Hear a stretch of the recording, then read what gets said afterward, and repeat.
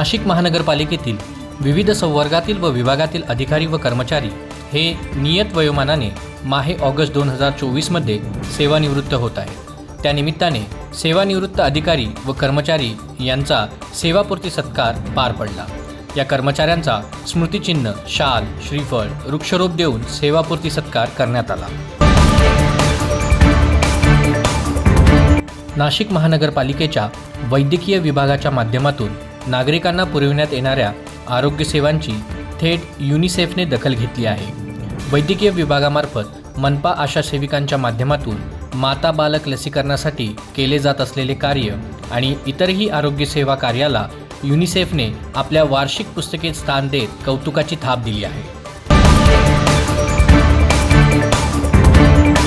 नाशिक महानगरपालिका शिक्षण विभागाच्या वतीने नाशिक महापालिकेच्या 92 प्राथमिक व 13 माध्यमिक शाळांतील केंद्रप्रमुख, मुख्याध्यापक, शिक्षक, कामाठी, अंशकालीन कर्मचारी, समग्र शिक्षा अभियानचे सर्व कर्मचारी यांची एकत्रित कार्यशाळा नाशिक महानगरपालिका शिक्षणाधिकारी BT पाटील यांच्या मार्गदर्शनाखाली पार पडली।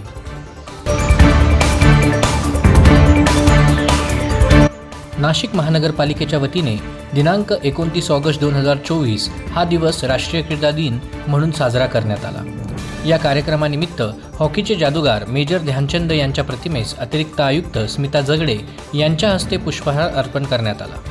या कार्यक्रमानिमित्त 2023-24 यावर्षी नाशिक शहरातील विविध क्षेत्रातील खेळाडूंना राज्यस्तरीय, आंतरराष्ट्रीय स्तरीय पुरस्कार घेऊन गौरविण्यात आले। त्या खेळाडूंचा सन्मान करण्यात आला।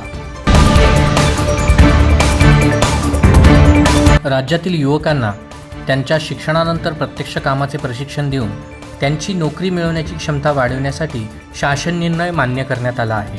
महाराष्ट्र शासनाच्या कौशल्य, रोजगार, उद्योजकता व नाविन्यता विभाग आणि मुख्यमंत्री जनकल्याण कक्ष यांच्यामार्फत संयुक्तपणे राबवला जाणारा हा उपक्रम आहे। त्यासाठी www.rozgarmahaswayam.gov.in हे वेब पोर्टल विकसित करण्यात आले आहे। सदर पोर्टलवर नाशिक महानगरपालिकेतील रिक्त पदे भरण्याकरता नोंदणी करण्यात आलेली आहे। नाशिक महापालिकेतील एकूण 252 रिक्त पदे भरण्याकरता या पोर्टलवर रिक्त पदांची संख्यांची मागणी नोंदविण्यात आली आहे। इच्छुक उमेदवारांनी वर नमूद केलेल्या पोर्टलवर नोंदणी करणे आवश्यक आहे।